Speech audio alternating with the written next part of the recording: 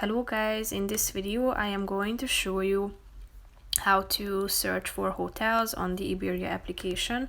But first I just want to mention, don't forget to subscribe to my channel because at 10,000 subscribers I am going to show you my whole YouTube revenue statistics and growth strategy, how to make money online. So let's jump into it. First of all, open the application on your phone.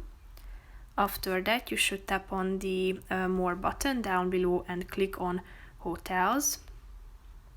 Then you will be directed to a website where you can search for hotels, to the booking.com. You should set your current location. After that, select the check-in and check-out date.